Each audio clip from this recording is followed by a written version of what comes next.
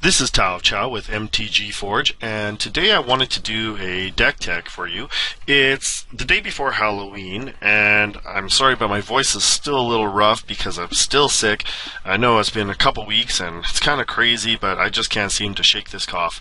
So if you have suggestions on how I might do that, besides antibiotics, which apparently I'm not allowed to have anymore because it'll develop immune resistance, then let me know. But anyways, a few videos ago, I did a random card review, and in one of those random card reviews, I had talked about Eater of Days. Okay, now Eater of Days is a 4-mana 9/8, which seems awesome, with flying and trample no less. But when Eater of Days enters the battlefield, you skip your next 2 turns. So what I had said was that this card was just okay. I gave it a 3 out of 5 or a 3.5 out of 5 or something like that. I said that one of the things is that losing 2 turns is just devastating. It's really hard to deal with. So in the comments section, though, one of my viewers had said, hey, why don't you try that with Torpor Orb? So I decided to take a look at this, and Torpor Orb is actually a pretty cool card. So Torpor Orb says a 2-mana artifact that says, creatures entering the battlefield don't cause abilities to trigger. Okay, so what that means, though, is that these enter the battlefield abilities don't trigger anymore. So if you have a Torpor Orb out and you play an Eater of Days, you still get your 9/8 with flying and trample, but you don't have to skip your next 2 turns. So apparently this is actually a really common or a popular kind of side, I don't know, like tier 3 build that people really like, but I decided to go with it. And so I looked around and saw what some people were doing. I checked out different builds, talked to people at my LGS, and this is what I came up with. Now, of course, the first thing we're going to need is Torpor Orb. Okay, so we're going to need our full playset, 4 of those, right? Because this is what our deck is going around. And then what we're trying to do is we're trying to use Torpor Orb to kind of get around the downsides of these really great cards. Okay, so we're also playing 3 of Eater of Days, mainly because it's high on the curve. So at 4 mana, it's tough to get out all the time, so we don't want to play them all the time. Okay, after that, we are playing 4 of Treacherous Pit Dwellers. So when Treacherous Pit Dweller enters the battlefield from a graveyard, target opponent gains control of it. It's a 4/3 with Undying. Alright, so what it is, you play this card, 4/3 Undying. If it gets killed, it comes back. But again, when it enters the battlefield, normally your opponent would get control of it, but in this case, he doesn't. You just keep control of it because it's ETB that's entered the battlefield. The trigger doesn't trigger. Okay, the second one is Hunted Horror. Now, Hunted Horror is a 2-mana 7/7 with Trample.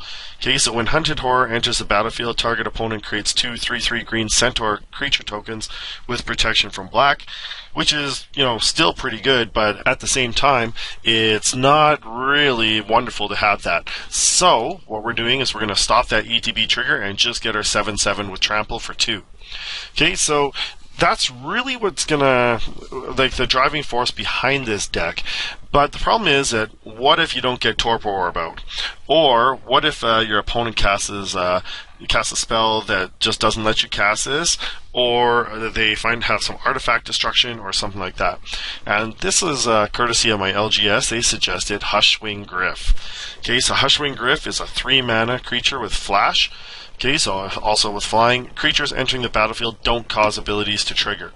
Okay, so again, that's really cool for us. So we can play this on our opponent's turn, okay, because it has flash, and then the next turn, then we cast our Hunted Horror or our Treacherous Pit Dweller.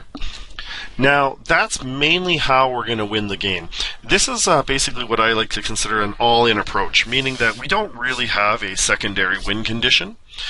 Basically, we're just going all in on this one condition and hoping for the best.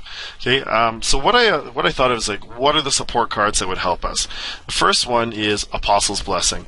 Okay, so target artifact or creature you control gains protection from artifacts or from the color of your choice till end of turn. Okay, it can be paid with 1 Phyrexian mana and 1 colorless in case you don't have white online, but it can also be paid with a white mana, which you probably should have. Okay, so nonetheless, what this will do is it will help to protect your Torpor Orb from getting destroyed, or it might also help you to keep one of your big creatures online in case of a Wrath effect. to protect ourselves until we get up to our ramp here. Now, because of Torpor Orb's 2 mana cost, like ideally we'd want to play like turn 1 Inquisition, as you can see, turn 2 Torpor Orb, or actually we'd want to play turn 2 Hunted Horror or Treacherous Pit Dweller, but instead we have to cast Torpor Orb. So instead, though, what that does is kind of puts us off of our curve, because we can't really cast that right away. So we're going to need a little bit of protection sometimes, and that's what the Path to Exile is for. Also, Duress and Inquisition of Kozilek are there mainly because we want to get rid of those board wipe cards. Okay, that's why I put in more Duress than Inquisitions. Okay, so if someone casts... Inquisition's great because it can get a 3 mana card or less, but the problem is those most Wrath effects are more than 3 mana, and so this won't get that. Okay, Duress is a better card for that, and also can get rid of counters and things like that we're really afraid of. We're not generally afraid of their creatures, but if they got an Emrakul, I guess that would be okay too, even though this doesn't get rid of creatures. We can always Path to Exile an Emrakul or something like that. Okay, that's pretty much the deck. Okay, last thing, is Lightning Greaves. So Lightning Greaves, equipped creature has haste and shroud, and equip 0. Now this is an amazing card, really. The equip 0 basically allows us to change it from creature to creature on the fly. So what happens is, let's say for instance you have a creature attacking and one left behind. And then your opponent tries to bolt the creature attacking. What you can do is, in response, you can move the Lightning Greaves onto the creature that's being targeted, and then he can't be targeted anymore. Right, and then basically when your other creature is left behind, you can then move it back to the other creature as well. So you can keep moving this around on your creatures, which makes it really hard to deal with your to cast any spells against them. One last card that I really felt unsure about was Dark Confidant. Now, the problem with this deck, and it's not really a problem, is that it needs a lot of card draw. Right, we need something to keep it going, and Dark Confidant really helps to get things going for us. It's probably the most expensive card in the deck. It's a iffy one, and I wasn't sure if I would take it. Another one I had thought of as Bitter Blossom to really kind of ramp and give an alternate threat. If you didn't want to go all in, I might replace this with Bitter Blossom, but both are equally expensive. I decided to go with the all-in build, so I'm going with 3 Dark Confidants. And, I've never actually played with Dark Confidant before, but he's actually very, very strong.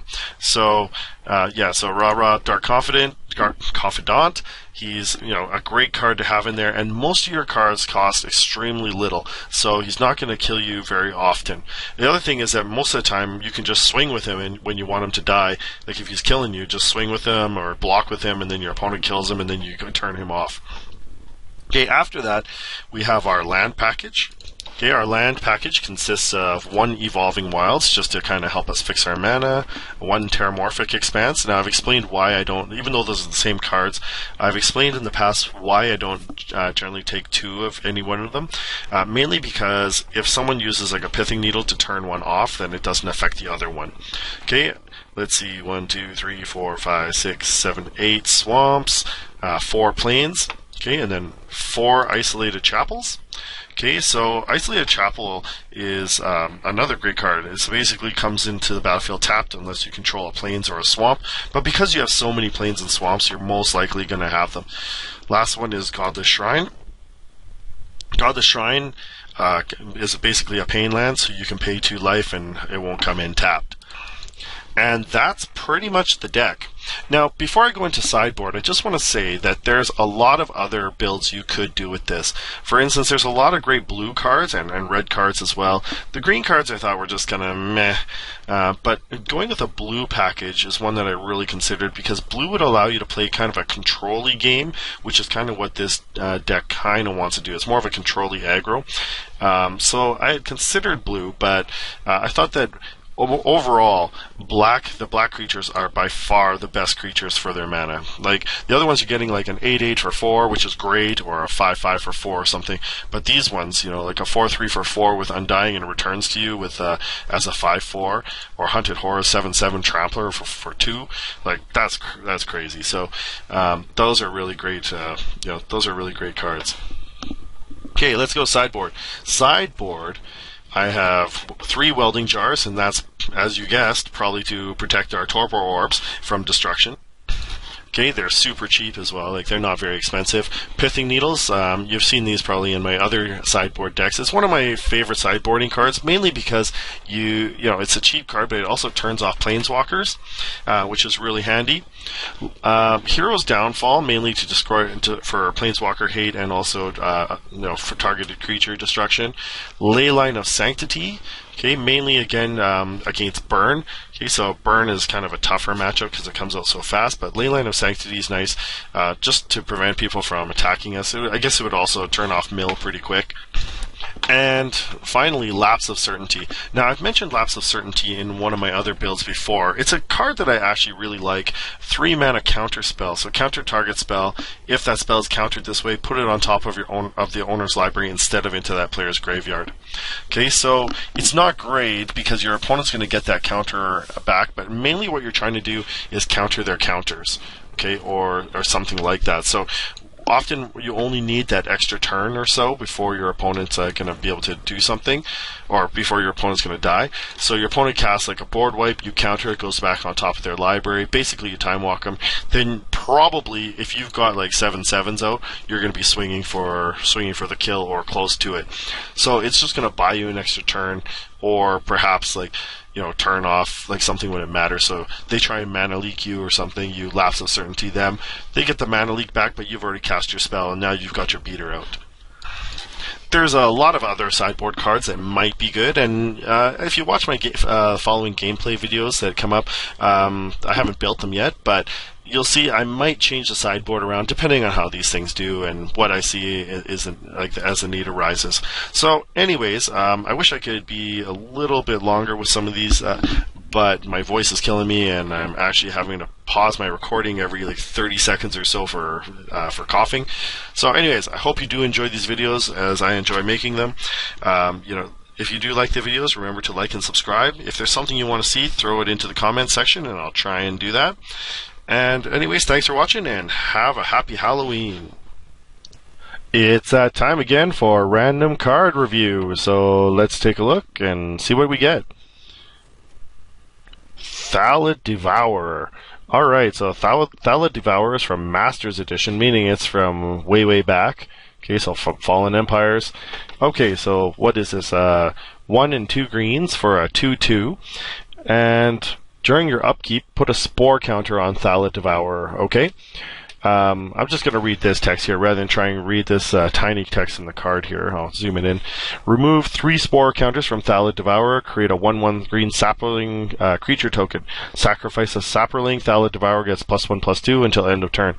Actually, it's not a bad card, I'd say, especially if there's a way to increase the number of counters that you could get. So essentially, you get a new sapling every 3 turns, and then you can sacrifice it to get +1/+2. So it's not too bad. You know, every 3 turns, you could get like an extra chump blocker or something like that. So I'd say this is actually a pretty decent card. You would have to build around it, kind of like the Eater of Days card. You'd have to build around it. You couldn't just throw it into like a green deck and just hopefully it did its thing. But if you put it into a deck where you were creating a lot of sapling counters or sapling creatures in the first place, then I think it could be very strong. So anyways, that's my random card review. I do agree with the 3.5 out of 5 rating. I think it could be a strong card, but again, it's the kind of thing you have to build your deck around. Anyways, thanks for watching, and I'll see you next time.